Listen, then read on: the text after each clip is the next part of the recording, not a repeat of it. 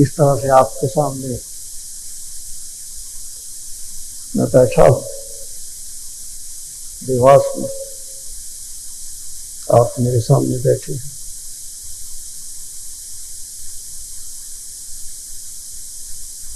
ऐसा लगता है जैसे युगों युगों बीत गए, और दूसरी तरफ देखते हैं तो ऐसा लगता है जैसे कि अभी कल की ही बात है। अभी कल तो हम एक दूसरे के साथ थे, पास थे, सामने थे, और कभी ऐसा लगता है कि पता नहीं कितना लंबा समय व्यतीत हो गया मिलने के। जो भी हो, आप लोगों से मिलकर बड़ी प्रसन्नता।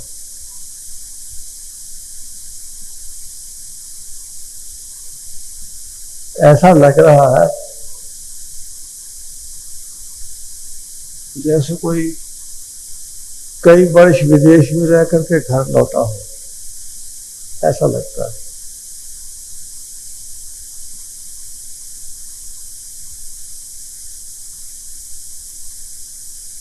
और ऐसा लगे भी क्यों ना, देवास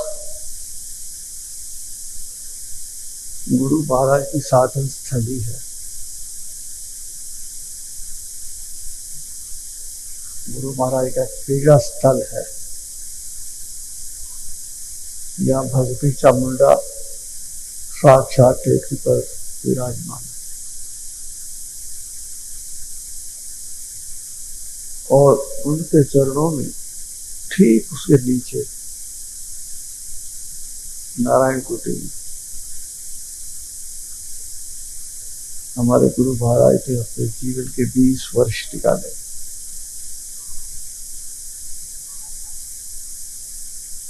हम भी थोड़ा रहे हो, लेकिन गुरु महाराज का रहना और हमारा रहना इसमें बड़ा भारी अंतर है। गुरु महाराज भी वहां रह रहे थे और हम भी वहां रहे,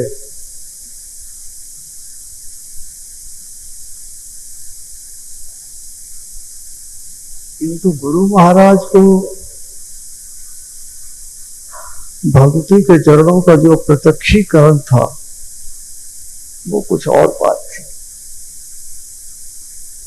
और उसका हमारे जीवन में तो अभाव था।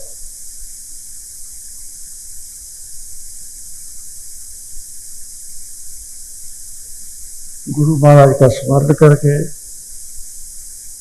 गुरु महाराज का ध्यान करके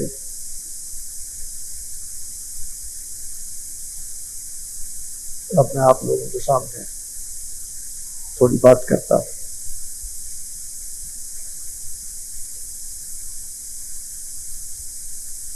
अभी आपके सामने शर्मा जी ने एक भजन गाया,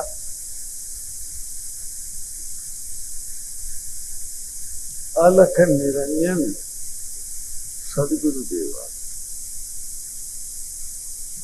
अलख निरंजन सदगुरुदेवा, इन 4 शब्दों के अंदर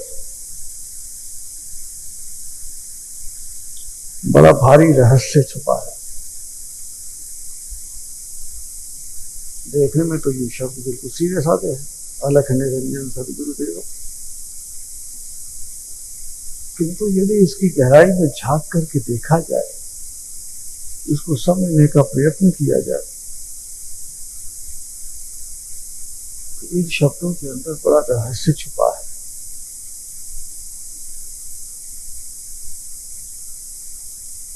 सदगुरुदेव के लिए पहले जिस शब्द का उपयोग किया गया वो है अलख। अलख का अर्थ है जिसको लखा ना जा सके, जिसको देखा ना जा सके। अब देखना कई प्रकार से होता है, आंखों से भी देखा जाता है, कानों से सुनकर के भी देखा जाता है,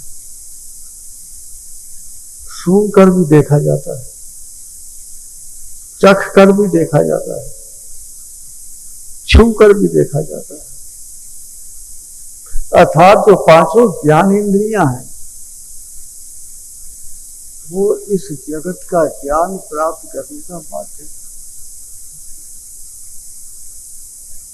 इन पांचों प्रकार से हम जगत को, जगत की वस्तुओं और पदार्थों को, जगत के दृश्यों और जीवों को, किसी को हम छू करके देखते हैं, किसी को हम चख करके देखते हैं, सूंघ करके देखते हैं, सुन करके देखते हैं। अर्थात हमको जो ज्ञान प्राप्त होता है वो इन ज्ञान इंद्रियों के माध्यम से किसी न किसी तरह हमारे अंदर उसका प्रतिबिंब आता है, वो ज्ञान हमारे अंदर उंडेला जाता है। किंतु सदगुरु ऐसा है जो कि बालक है, उसको लखा नहीं जा सकता, उसको देखा नहीं जा सकता, सुना नहीं जा सकता, चखा नहीं जा सकता, सूंघा नहीं जा सकता और छुआ नहीं जा सकता। अर्थात आपकी जो पांचों ज्ञान इंद्रियां हैं जिनसे आप ज्ञान प्राप्त करते हैं वो सदगुरु के लिए बेकार है। सदगुरु का ज्ञान प्राप्त करने के लिए उनका कोई उपयोग नहीं हो सकता। इनका उपयोग केवल जगत के लिए है, स्थूल जगत के लिए, भौतिक जगत के लिए। किंतु सदगुरु ना तो भौतिक है ना स्थूल है, वो सूक्ष्माति सूक्ष्म, अत्यंत सूक्ष्म है। जहां तक आपकी कल्पना जा सकती है उससे भी अधिक सूक्ष्म है। वो सभी सीमाओं से परे सूक्ष्म है। वो कितना सूक्ष्म है ये कहा जाता है। तो उसको देखा नहीं जा सकता। हम जो आपके सामने बैठे हैं, हमें तो आप देख रहे हैं और हमारी बात को सुन रहे हैं। इसका अर्थ ये हुआ कि हमको आप लख रहे हो, देख रहे हो, सुन रहे हो। आपकी जो ज्ञान इंद्रियां हैं हम उनकी पकड़ में हैं, उनकी सीमा में है। तो ये शरीर जो आपके सामने बैठा है ये सदगुरु है, क्योंकि सदगुरु तो अलग है और हम तो आपको दिखाई दे रहे हैं। ये शरीर जो आपको दिखाई देता है इसको आप छू करके देख सकते हैं, ये सदगुरु है। कहा जाता है सदगुरु, ये सब व्यवहारिक भाषा है। कहा जाता है कि हमारे सदगुरु महाराज आए हैं। सदगुरु ना कहीं जाते हैं ना कहीं आते हैं, वो तो सर्वव्यापक है। वो कहां जाएंगे कहां आएंगे। हमारे सदगुरु ने ऐसा कहा। अरे सदगुरु कहां के आने वाले और कौन कौन सुनने वाला। सदगुरु तो अलग है।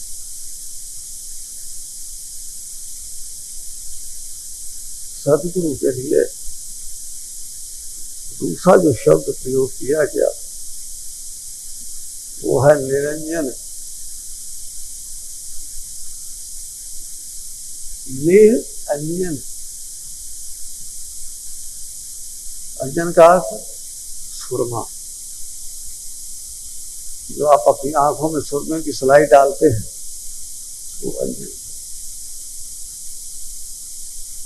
ये जगत के जितने भी पर्दे हैं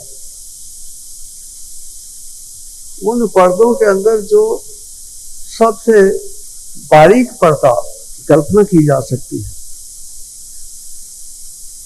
वो है सुरमे की सलाई जो आंख में डालते हैं।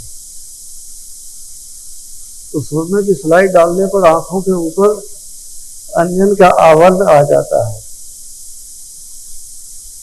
सबसे सूक्ष्म इस जगत के अंदर जितने भी आवरण है, उन सब आवरणों से सुरमे की सलाई जो आंख में डाली जाती है, उसका आवरण सबसे अधिक सूक्ष्म है।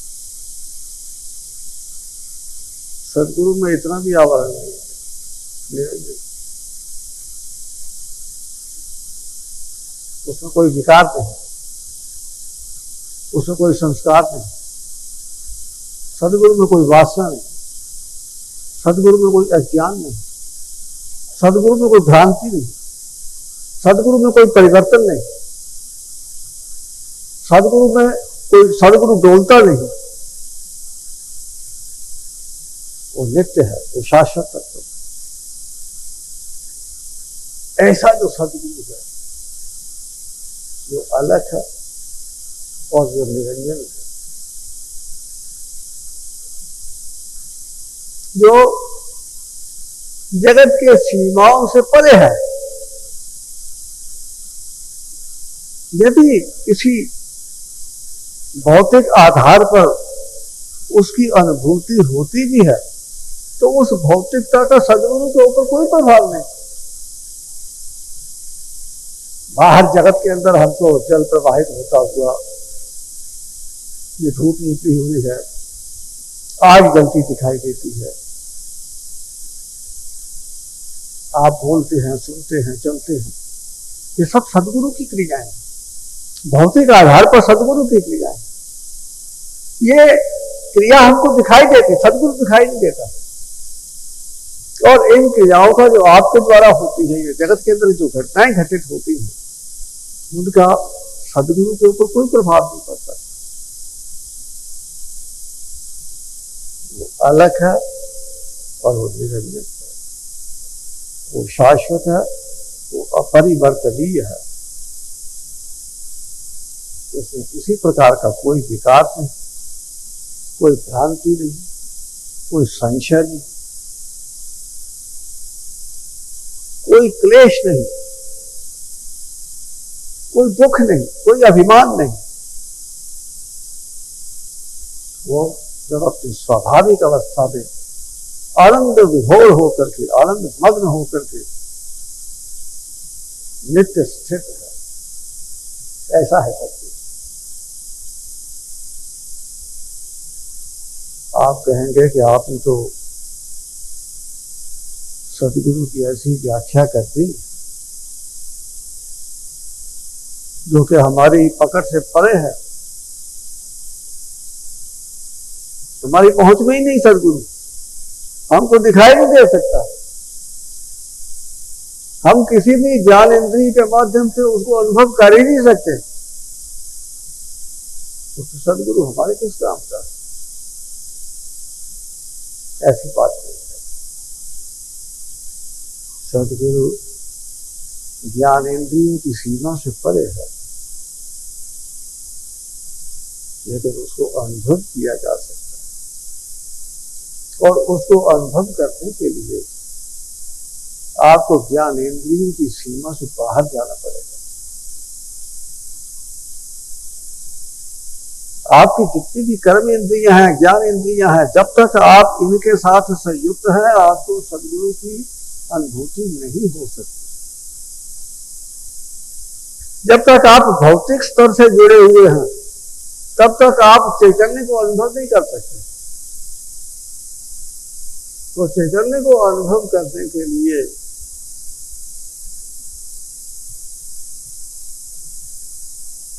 चैतन्य हमारे सामने होना चाहिए,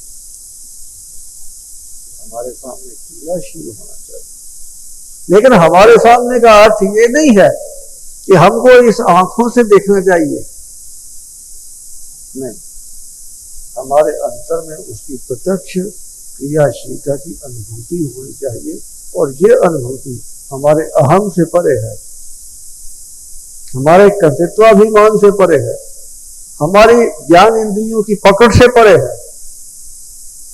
वो भौतिकता के अत्यंत सूक्ष्म स्तर के ऊपर, चित्त के ऊपर, मन के ऊपर उसकी जो क्रियाशीलता है और उसकी अंतर्मुखी वृत्ति होने पर उसकी जो अनुभूति होती है, वो सदगुरु की प्रथम अनुभूति। हमारे गुरु महाराज कहा करते थे कि सदगुरु को तो कोई देख नहीं सकता,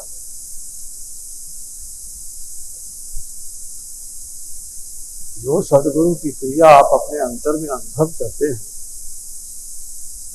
कहा तो यही जाता है कि वो शक्ति की क्रिया है, सदगुरु की क्रिया है, किंतु वो सदगुरु की क्रिया है, सदगुरु नहीं है। सदगुरु की क्रिया से सदगुरु का अस्तित्व हमारे अनुभव में आता है।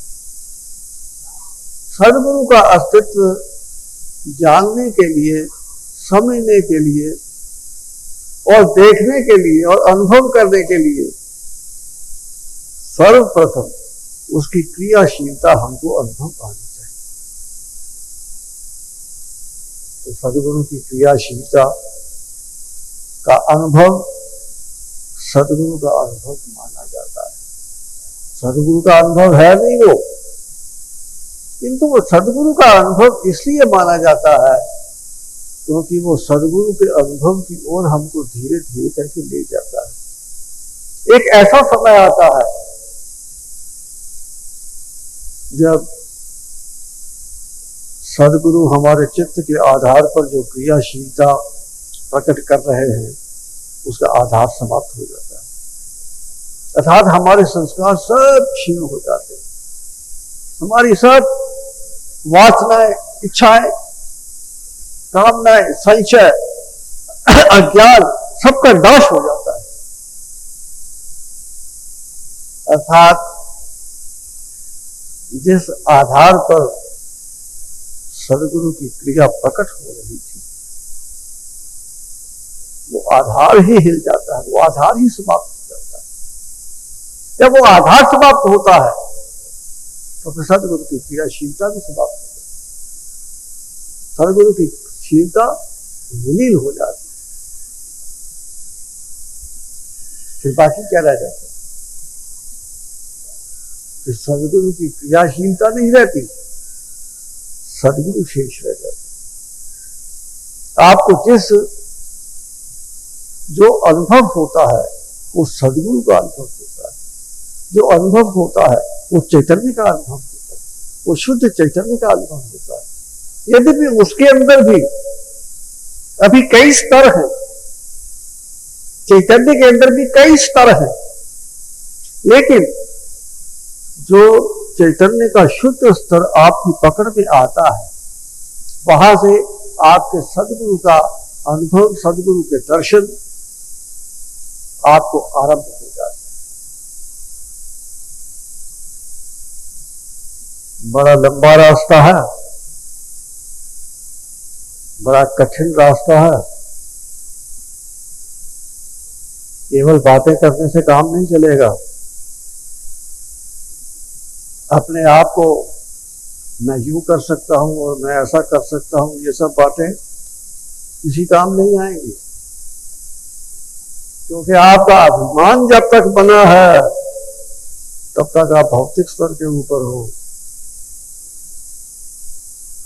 जब तक आपके अंदर अभिमान है तब तक आप जगत से ऊपर उठ नहीं रहे।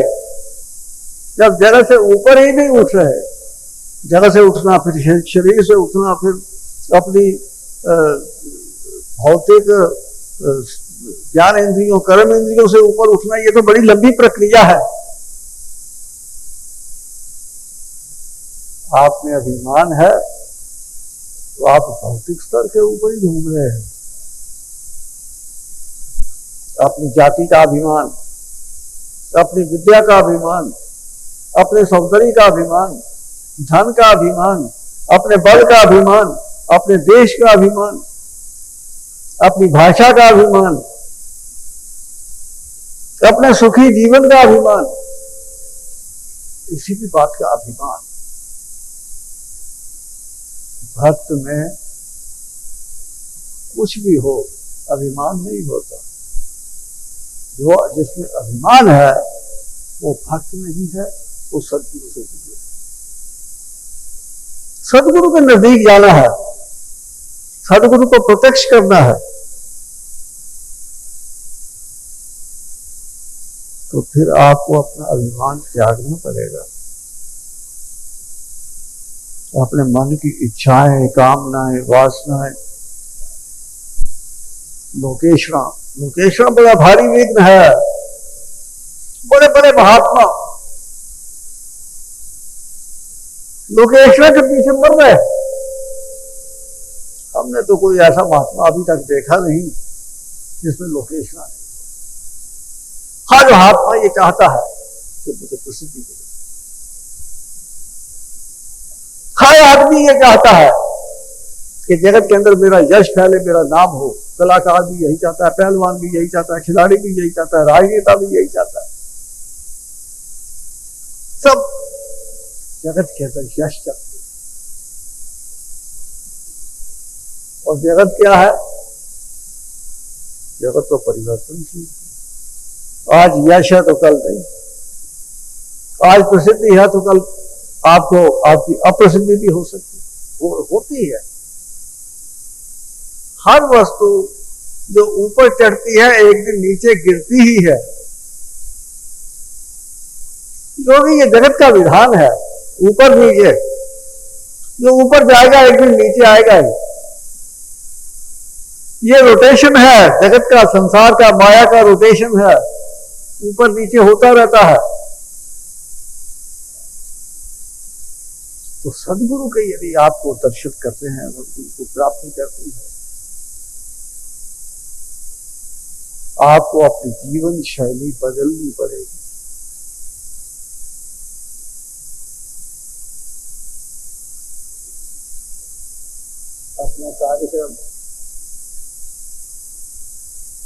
अपना कार्य करने का तरीका, कार्य करने के पीछे की भावना, अपने मन के विचार सब चेंज करने पर, सब बदलने पड़ेगा। तब जाकर के सदगुरु को आप प्रत्यक्ष अनुभव कर सकते हैं। अभी आप लोग अपने मन के अंदर ऐसा विचार कर सकते हैं कि हमको तो शक्ति की क्रिया की अनुभूति होती है और गुरु महाराज के, सदगुरु के दर्शन हमको होते हैं।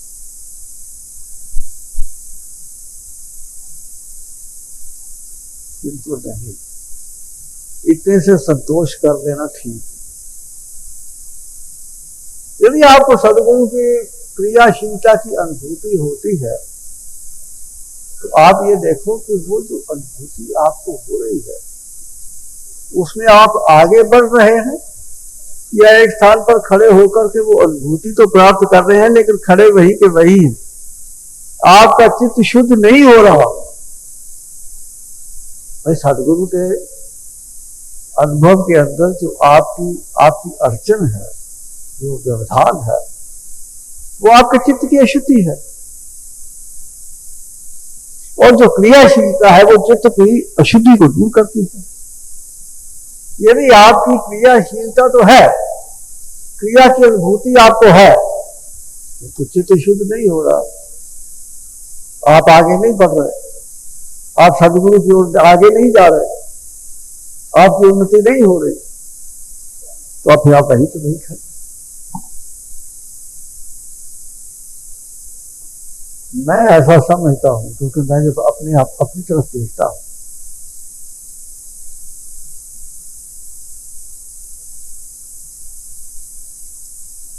हम भी कई वर्ष बीत गए, थोड़ा बहुत साधन तो करते ही। सन 59 में गुरु महाराज के पास हम आए थे, तब दीक्षा हुई थी। अभी 2004 चल रहा है, लगभग 45 वर्ष हो गए। थोड़ा बहुत जितना भी गुरु महाराज करवाते हैं उतना साधन करते हैं। जो गुरु महाराज ने हमसे सेवा करवाई अच्छी पूरी, जितनी जैसी भी बन पड़ी वो भी करने का प्रयत्न किया। किंतु जब हम अपने अंदर झांक करके देखते हैं कि हम कहाँ खड़े हैं, तो ऐसा लगता है कि जहां 45 वर्ष पहले खड़े थे वहीं आज भी खड़े हैं। एक कदम भी तो आगे नहीं बढ़े।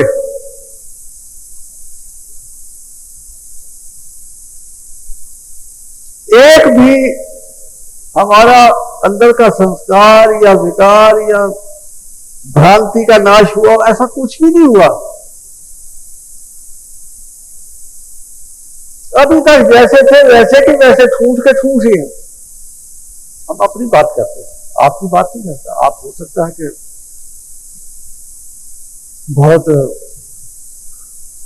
उन्नत हो गए हों, वेल एडवांस्ड हो सकता है,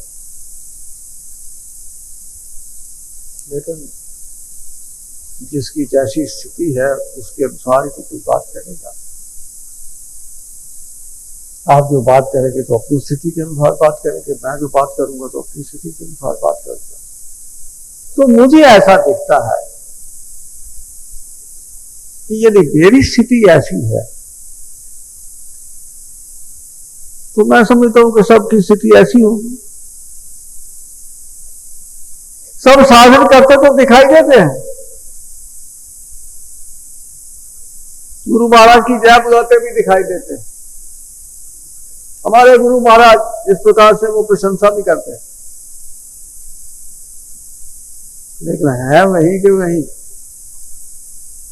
वही क्रोध है, वही लोभ है, वही अहंकार बैठा है, मन के अंदर संशय, भ्रांतियां सब वैसी की वैसी है, अज्ञान वैसा का वैसा, जगत वैसे का वैसा ही आपके चित्त को प्रभावित करता है, क्रोध वैसा ही आता है, उत्तेजना वैसी हो जाती है आपकी।